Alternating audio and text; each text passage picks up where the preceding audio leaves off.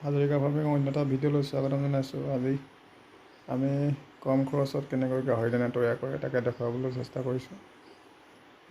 এয়া চাউল, আলু কিনি আনিলোঁ দোকানৰ পৰা। এয়া আমি কচু কাটি কচুৰ লগত নিমখ এড কৰি দিছোঁ যাতে কচুখিনি ভালকৈ সিজে। এইখিনি চব আৰু গাহৰিক কচু খোৱালে খুব কম সময়ত ডাঙৰ হয় আৰু খুব আপোনাৰ প্ৰটিন আছে কচুত, সেইটো কাৰণে গাহৰিক কচু খুৱাব লাগে। আৰু যথেষ্ট আৰু মানে কি হ'ল পইচাও ৰাহি হয়, কম খৰচত হেৰি কৰিব পাৰি।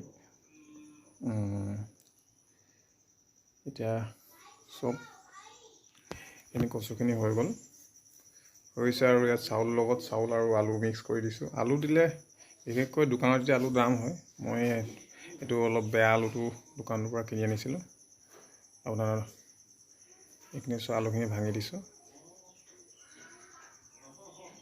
চব, আৰু লগতে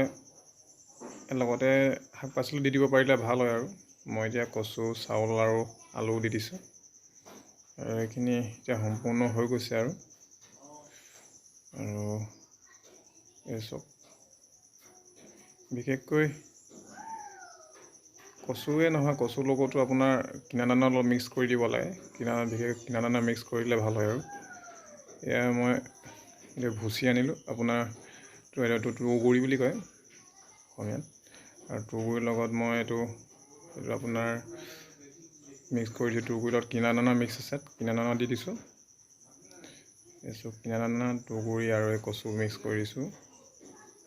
আৰু এয়াই মোৰ অভিজ্ঞতাৰ ফালৰ পৰা, নিজৰ অভিজ্ঞতা, ঘৰৰ নিজৰ অভিজ্ঞতাৰ ফালৰ পৰা কৰিছোঁ আৰু বনাইছোঁ। আৰু ভিডিঅ'টো ভাল লাগিলে আপোনালোকে লাইক, ছাবস্ক্ৰাইব এটা কৰি দিব। ধন্যবাদ।